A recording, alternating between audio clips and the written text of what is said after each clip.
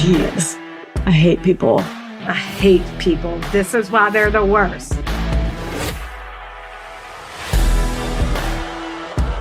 Are you ready for it? Hey there. Hey. I'm Rachel. I'll be telling my story today. I'm Rebecca. I'll be listening. We're identical twins who love true crime, love a plot twist, hate people. If this is your first up, that's the premise. Welcome. Welcome. We have identical voices, so we'll try to make that very clear. I don't know. And join our Patreon, right? Because by the time this airs, we'll have our Patreon site up. Oh my I've God. signed up, but I haven't made. We're recording this early August, and I, Rebecca, this is my voice, signed us up, but that way I haven't made the profile yet. But by the time this airs, surely we'll have it all up and going. So surely we'll join it. Shit together. Yes. Yeah. Forgot about that. Awesome. Yeah. Great. Well, yeah, join that for sure. And so, yeah, again, we are identical twins. Oh, and speaking of identical twins and twin moments, we have a wedding in Highlands in a couple weeks. And I was looking at Rent the Runway and I saw this dress. I was like, ooh, that's going to be the one. But it looked like Rachel. So I texted her and asked what she was wearing to the wedding. And she screenshot that dress and sent it back to me. I was about to rent. It was in my cart. And I thought, maybe I'll just check with Rach, make sure she's not getting it. And she already got it. Sucker. Already hanging in my closet. I didn't even pull one over on her and say, she didn't send it to me and say, do you like this or anything? Yeah. And I say, oh, wait, that's cute. I'm going to get it and just tell her I already have it. I sent her a screenshot of what I was wearing, but I would have done that. That is a good strategy, though. Like, yes, I already have it, and then quickly go rent it. Yeah. Yeah. I think I've done that to you before. Oh, good. It's smart, quick thinking. Clever. It's just very cute. So I totally would have done that. I already have it, though. It's good. I hate to outshine the bride. I hate to outshine everyone, but listen. Got to do what you got to do. That's how it goes. Every man for themselves. Another thing I forgot to note, this was brought to our attention from our older sister, Tarver. She is catching up on season 1. And whatever episode I did, Tall Hop 1, she was like, I was screaming into my phone. In that episode, we questioned why mom and dad were on AOL. That's where email was. Right.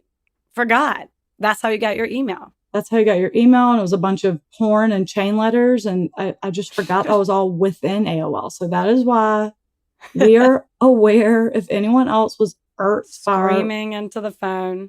Ignorance. That is my beat. Okay. I think that's all. Can't wait. You don't even know what I'm doing. No, I don't. So hit it. Okay. I was in the middle of another story, actually almost done. And then I just came across a little blurb about this case on Reddit. And I was like, whoa, Miss Lippy. Mm-hmm. What are they talking about? Right. And so I switched. So I'll do my other one next time. But today I'm telling you about Cindy James. Cindy. Okay. Cindy enters the chat. Okay. My sources are All That's Interesting, OG Unsolved Mysteries, Season 3, Episode 18, aired in 1991, reenactments, all of it. The Vancouver Sun, and Reddit. Okay. Cindy James was born on June 12th, 1944 in British Columbia. Her father, Otto, was a retired Canadian Air Force colonel. Her mother, Tilly, was a stay-at-home mom to her 6 kids, of which Cindy was the oldest. Woof. Yeah. With those 6 kids. Mm-hmm. After high school, Cindy enrolled in nursing school where she met Roy Makepeace, a very respected psychiatrist, nearly 20 years older than she was. You know how it goes. They met, fell in love. Cindy graduated in 1966, and 5 months later, she and Roy got married. Wow. Okay. Yeah. They lived in Richmond, which is a suburb of Vancouver, and Cindy worked at a center for children with behavioral and emotional issues. Oh. I know. Roy, and that would be the toughest job, but yeah, you'd have to be real mentally sound, and I'm just not there. I wouldn't be able to disconnect ever. Yeah. Roy and Cindy never had kids, and in 1982, they broke up. Mm. 4 months after they broke up, Cindy started getting really weird phone calls. Okay. The first one was on October 7th, 1982. Someone was just whispering her name. Ooh. Eerie. I know.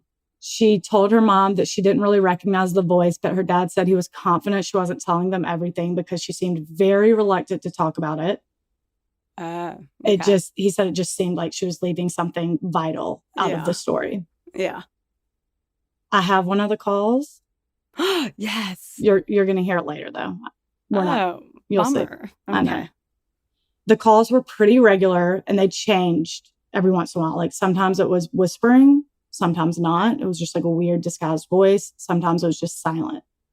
Once she hung up on him, closed her blinds, and he called back to say there was no use in hiding because he already knew she was in the living room. Oh my God. I like literally shiver. Why is that? That's the creepiest thing when, like, that is the ultimate scare when you know someone can see you and you can't see them. And you have no idea where they are. Are they outside? If I lock the doors, am I good? I mean, are they inside? And if I lock the doors, am I right in danger? Like, ooh.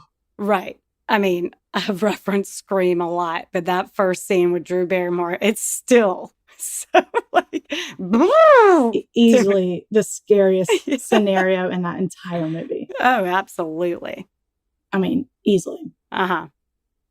She reported the calls to the police, obviously, but pretty soon things escalated. Over the next 3 weeks, Cindy said she had rocks thrown through her window, her porch lights were smashed, and once she came home to find her pillow slashed with a knife. Oh, God. She reported the police, and what year is this? 82. A woman reporting the police about phone calls. I bet they're like, well, what'd you do? Yeah, were you acting slutty? Right. She also got a note with cutout letters from a magazine that said, "Soon, Cindy." And someone cut her phone lines. This was all within a couple weeks of the first phone call. Oh, my God. Yikes.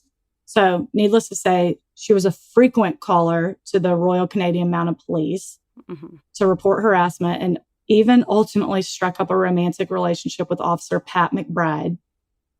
In November 1982, Pat temporarily moved in with her. And while he was there, they got another phone call, which he answered.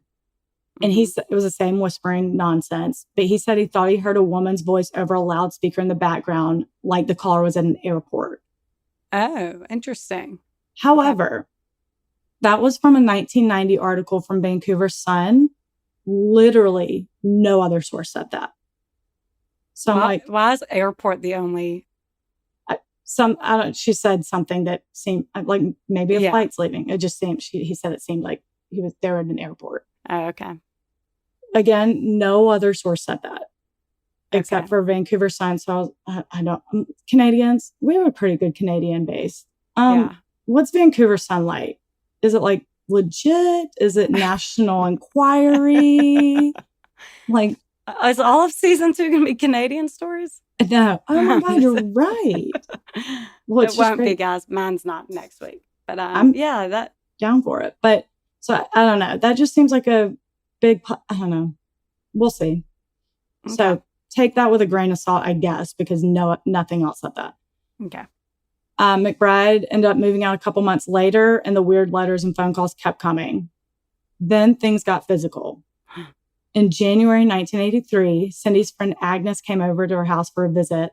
When she knocked on the door, Cindy didn't answer, but she figured she was taking her nightly bath.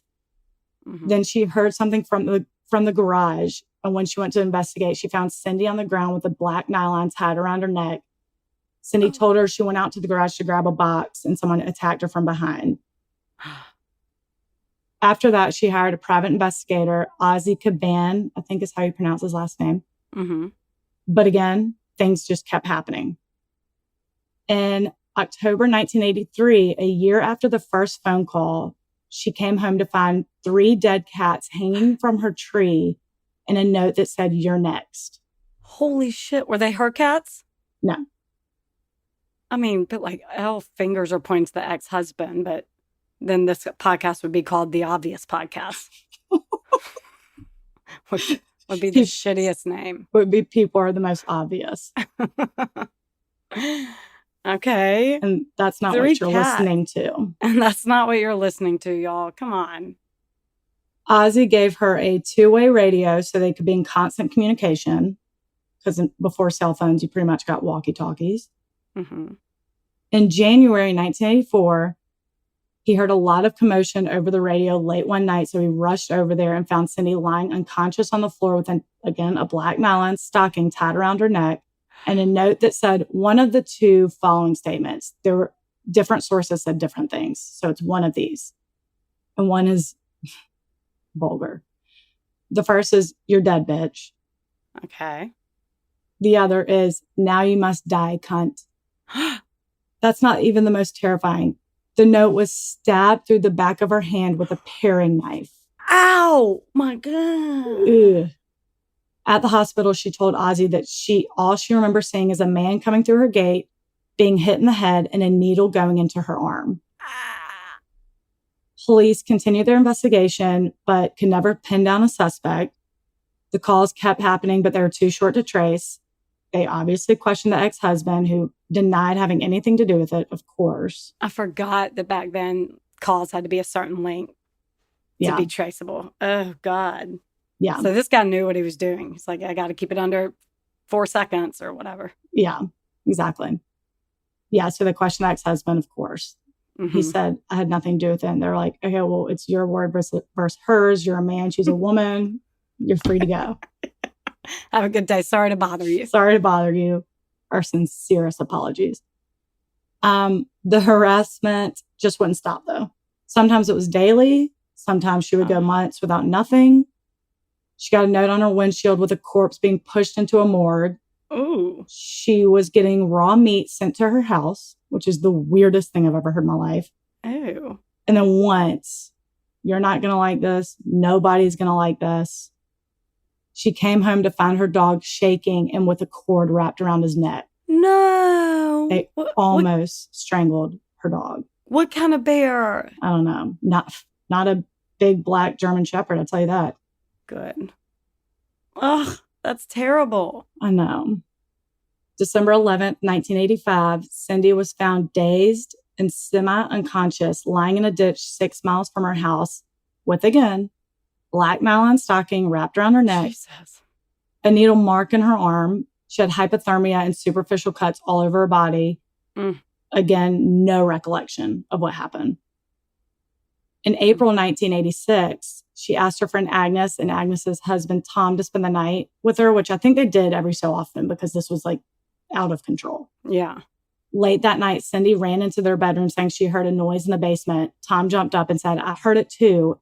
They went to investigate it and the entire basement was on fire. Tom picked up the phone to call 911, but the line was cut. So he ran Oh my God. I know. So he ran to the neighbor's house to call. Free cell phone days, like not only inconvenient. Yeah, losing precious time on this blazing fire, but dangerous, man. Yeah. They were waiting on the fire department to get there, and Tom noticed a man standing on the curb nearby. He ran up to ask him if he saw anything, and the man ran away. Oh my God, that's him. Tom, it's sketch. You're all we got. You're all we got. Give us a good description. Like? Yeah, what did he look like? So sketchy. Over 6 years of harassment, 100 police reports, and $1.5 million spent investigating, police never once saw a person, got a fingerprint, never had a suspect, never found a trace of anyone. There were also months that police had 24-hour surveillance on Cindy's house with up to 14 officers watching at a time. During that time, no harassment was reported. As soon as they stopped, it would start back up. Ooh. That could be obvious, though, because like if the dude's stalking her that closely, they may know that, okay, there's surveillance, so I'm not going to do anything. But of all the times she was physically attacked, there seemed to be no forced entry. Even when Ozzy went over there after the commotion over the radio, all the doors were locked. So like he had to bust in. But other than that, there was no disturbance, even though she was almost dead on the floor. And Ozzy's a PI, right? Yeah. Like he should be able to find this guy if there is one. There were needle marks in her arms, but no substances found in her body. Oh, I was going to ask about that. Okay. Sometimes Cindy would report one person, sometimes two, sometimes three. Oh, Cynthia. You know where this, not Cynthia. Cindy's not short for Cynthia, is it? No. Okay. I don't. Yeah. No. No. Okay. Cindy. Oh, I know it was Cindy. I was trying to long name her, but. I know. Don't do it. Okay. You can see where I'm going with this? Yes. The police were adamant she was doing it to herself. There was no stalker. It was all Cindy. The hell's wrong with her? We're going to debate, actually, in a minute. They used the night of the fire to further back up their claims. The fire was started from inside the basement. So in order to get in and out, they would have had to go through a basement window. However, the window seemed untouched. No fingerprints, not even dust was disturbed on the windowsill. Oh. Cindy also said that night she was walking her dog around 3 a.m. by herself, which some neighbors said she did walk her dog pretty late often, which why would you do that if you're in this situation? Yeah. Like, I'm all for living your life. Yeah. Right. Come on. Some things just have to scare you enough to change you a little bit. Yeah. Police were uber skeptical. They even made her take a lie detector test and 2 lie detector tests, and both tests said she was withholding information. Those really mean nothing to me. Like, I that agree. does not sway me at all. But okay. I agree. I would be nervous taking a lie detector test at the thought of, like, what if I failed this because I'm so nervous, and then I get more nervous. Like, those just mean shit to me. I think the same thing. Someone could come take me down to the police station right now and ask if I murdered someone, and I could have an alibi. I could have everything. I still think I would fail it. Yeah. Anyway, so yeah, she failed it twice, but who cares? Ozzy kind of got where the police were coming from. He said she wouldn't tell them the entire story. She was evasive. She just wasn't acting like a normal victim, so he could see why police would find it hard to believe. But she told her mom that the attacker threatened that if she told anyone, her sister was going to be next, and then the rest of the family.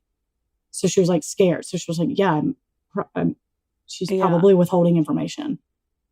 But after Ozzy found her that night of the 2-way radio commotion, he completely changed his tune. He said, there's no way someone could do this to themselves. Yeah, because she was actually unconscious, right? Yes. Unconscious. He thought she was dead. And then he got a pulse and was like, oh shit, call 911. Cindy's mental health seemed to be deteriorating, which is obvious for either scenario. If the police are right, there's a clear problem. Yeah. If they're wrong, she's being harassed and tortured for years and is completely on her own to fight. Like, I would be losing it. Right. So her doctor sent her to a psychiatric ward. He believed her. He said she is being harassed, but he was scared she was becoming suicidal. Sure. She spent 10 weeks there, and 2 different psychiatrists said she was staging her own attacks after suffering psychotic breaks. 2 didn't believe her. Oh. Okay. While she was in there, she wrote in a journal, quote, I still feel suicide is my best option in an unbearable situation. And as soon as I get out of here, I'm going to carry out my plan. Oh. How did they say why they don't believe her? And those 2 psychiatrists? No, just after. Yeah, I bet you're not. Yeah, I bet you can't say that. HIPAA. Right. Yikes. Okay, unless she's convinced herself that it's happening and that's why she's suicidal. I don't know. Right. Yeah. Or it's actually happening, and or it's actually happening, and she is over it. Yeah. But Tom saw someone at the fire. I know. We'll get into it. After she was released from the psychiatric ward, she was fired from her job, moved into a new house, painted her car, and changed her last name from Makepeace to James. While seeing a therapist during this time, her mental health seemed to be improving remarkably. For about a year, she didn't report any harassments, but then the attacks started up again. What the hell? I know. In October 1988, Cindy was found unconscious in her car at home, naked from the waist down, hogtied, and with another pair of black nylon stockings wrapped around her neck. This was it for her. She finally admitted to her family she was in fact hiding something. She went to the police and told them she was confident it was her ex-husband, Roy, doing all this. So they brought Roy in again for questioning and again adamantly denied having anything to do with it. He was even out of the country for one of the attacks. Uh-huh. And in fact, he got a message too. Okay. Same exact calls that Cindy was getting. And I have it. Oh, great.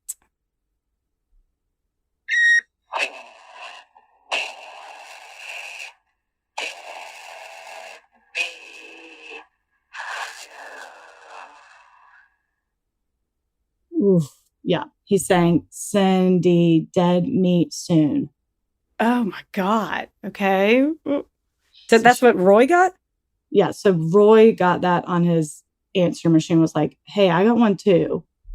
Played it for the cops. He went on to tell the cops, again, he's a very respected psychiatrist.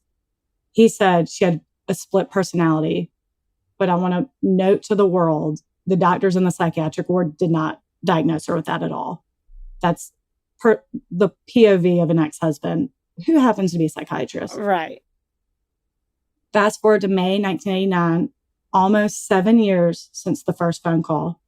Cindy went to the grocery store, deposited a paycheck from her new nursing job, bought a gift for a friend's son, went to the salon, and never made it home.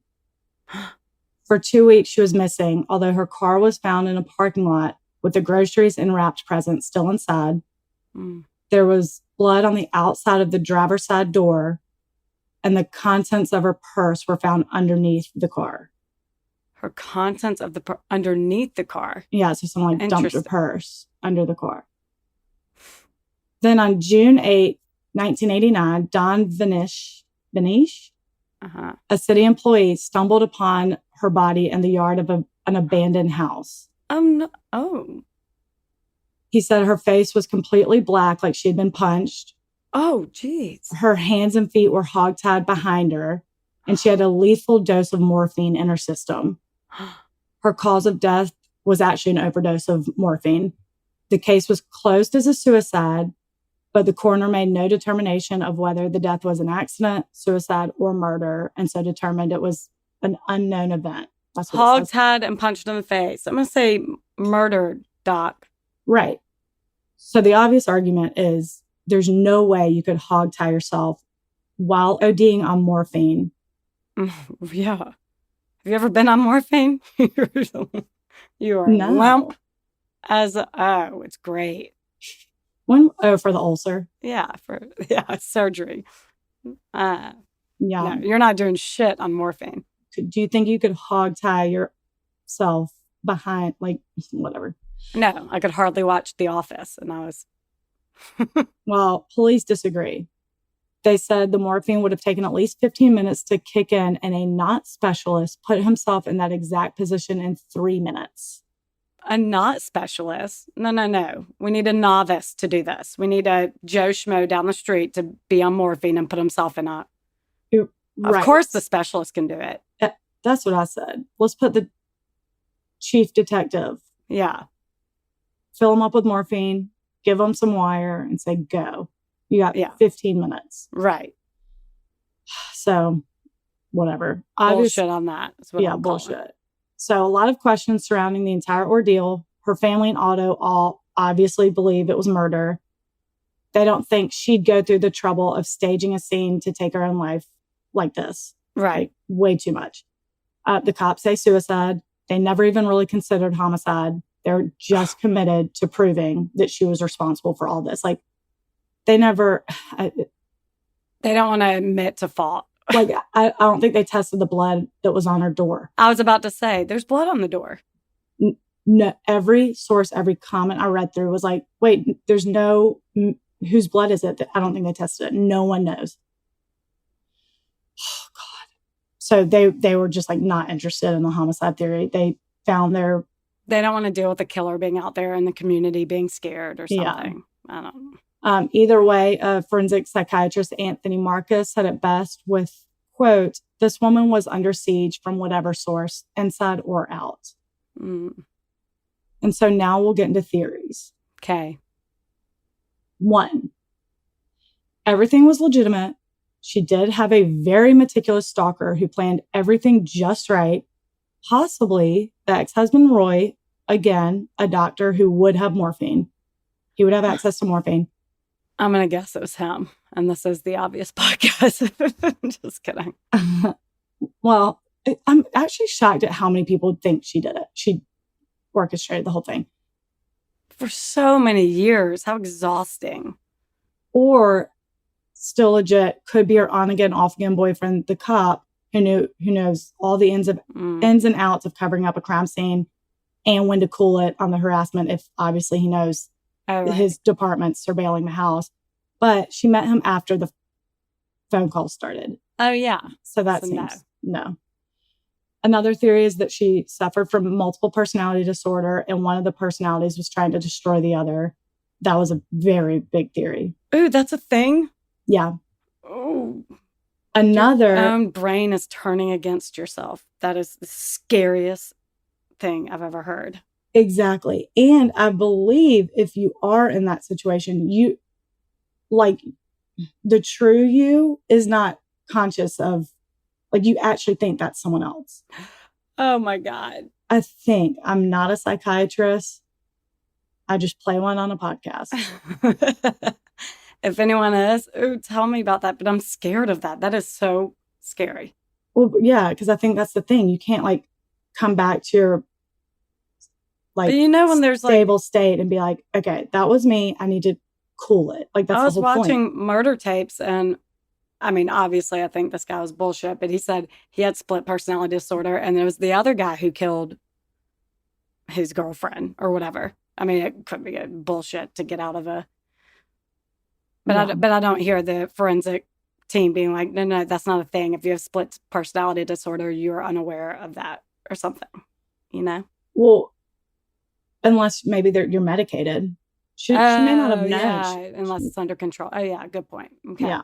So another theory is that Cindy had a mental condition and was faking all the attacks for attention. She accidentally overdosed on the morphine and died when she was really just trying to replicate the other attacks and just accidentally gave herself too much, I guess. This would also explain the lack of evidence. A lot of people argue that the voice on the phone could be a woman in disguise, which I can when I listen to it thinking about that, I'm like, oh yeah, that could be a woman. We don't have any voice analysis people who are going to be interested in this case now. Come on. So, give it a listen. Give it a listen. Is that car still impounded? Can we test that blood now? Let's do it. Someone. No, they weren't interested in any of that. So, but I'm firm on the hog tying yourself on morphine would be a hilarious attempt. You could not do it. You can't even lift your own damn hands. Yeah. But it's not all good.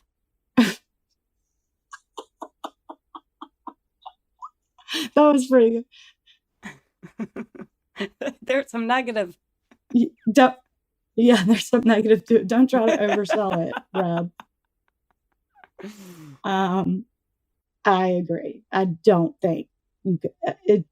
I don't care what that not specialist says. I'm a bullshit specialist and I say right that this is all false. Right. But I'm not done with theories. Okay. The suicide theory is that she just wanted to make her death as sensational as possible. That's my least. That I'm like, absolutely. This wasn't, even if she did this all on her own, the goal was not, this is how I want to take my life. I want to make it as sensational as possible. I'm going to do this for 7 years. Yeah, drag it on. No, that's my least one. That's the one I'm least like, let's remove that. Yeah.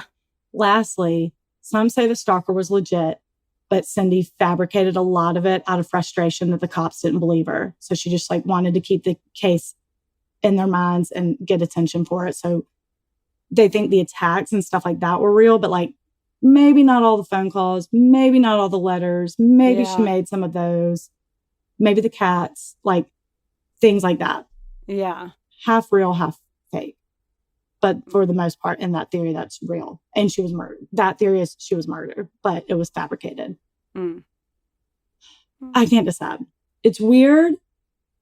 The ex-husband to me is the most likely suspect. Right.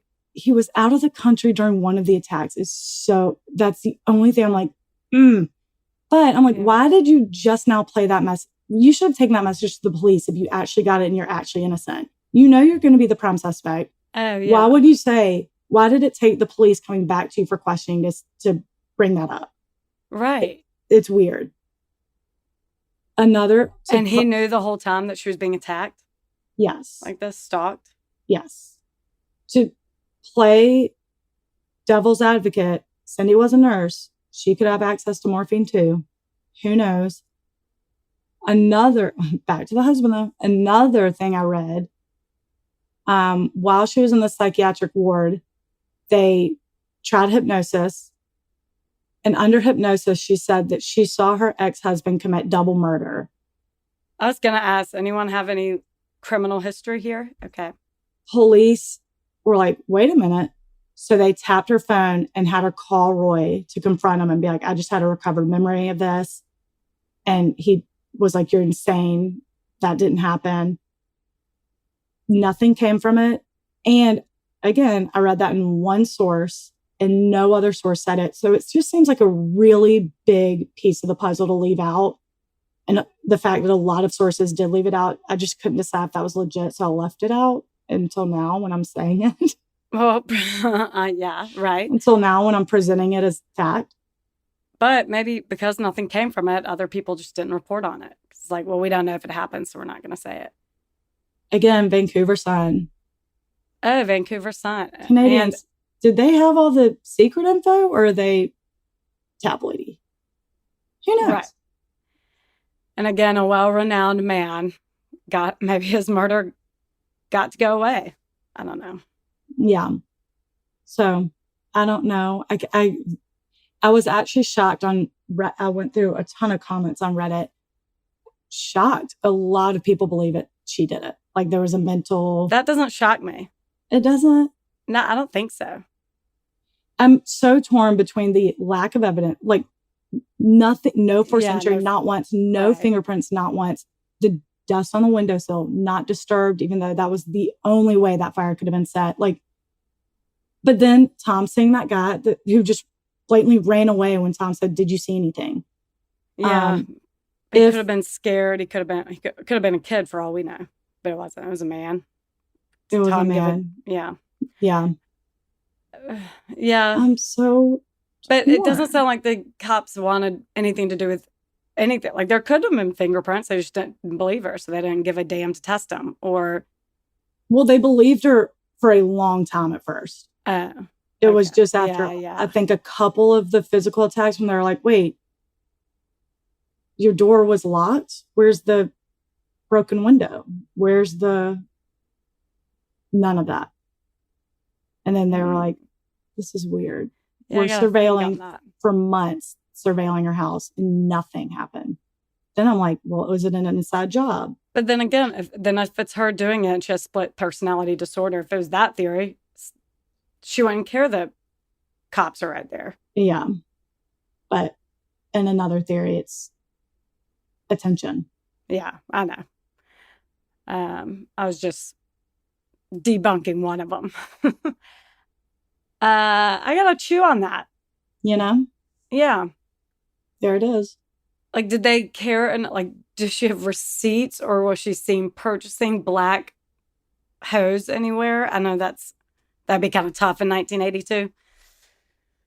But no. I think that's a very standard thing anyone would have in their closet. Yeah. I was just trying to think of that because it's the only like consistent MO this guy or she had. Yeah. I'm not trying to think if there's something there, but I don't know. Sounds like after the cops made up their minds, she was making up. They're like, we're not going to look into this. They did.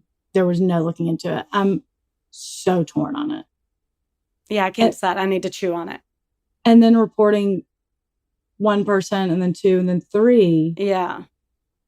Even if that were true, I'm like, but all three of them getting away with it. She said 3 people attacked her at one point? Once, yeah. That's 3 people. It would just vary. Yeah. But, even assuming that ex-husband's one of them always. Mm-hmm. I'm just like, and he had 2 friends that were willing to go along with this and no one left a smudge of anything. Right. And then I also need like a motive, because it doesn't sound like the ex-husband and her ended on necessarily bad terms. They just couldn't have kids. I read at one point I don't know if they even tried to have kids. It just was a clean break. Oh, sorry. I thought at the beginning you said they couldn't have children and it led No, to they a divorce. didn't. They did not have children. Okay, I'm sorry. Maybe they wanted them. I have no idea. But when it first started happening, again, they brought in Roy first to question him, and he did admit to being a very angry man in their marriage. But I swear I'm reading legitimate sources to me. Another source said they did end on good terms. There was no bad blood. It just didn't work out. They ended it. They were fine. And at one point he came over because she was like, someone's harassing me. And he came over with a gun, like patrolled for a second, which could have been a ruse. Yeah. That could be nothing. But that also means nothing to me. Him telling the cops he was pretty angry during their marriage is telling. I just didn't want to tell that right off the bat, because then you would have made up your mind. Yeah. I still don't think you could get yourself in that position. Should I post the picture? Maybe I'll post it. Yeah. And so see what y'all think. Yeah, peeps, we're going to have a real debate over this. That was the very bizarre and confusing and mind-baffling. Yeah, baffled. Story of Cindy James that is very sad too. Yeah, either situation's very sad. So thoughts are with you, Cindy. Yeah. Well, that was a good one. Thanks. Thank you. Thank you for thanking me. All right. So y'all join our Patreon. Thanks for listening. The word of mouth again. Please keep it up. I love it. It makes my heart happy every time I see downloads increasing. Downloads and reviews. I gasp. I'm telling you, I gasp out loud. Yeah, we do always point that out, but it is true. I love seeing a new review. It's fun. And if you have critiques, put them out there too. We'd love to improve ourselves. All right. Always. All right. You're the best. People are the worst. People are the worst. See ya. See ya.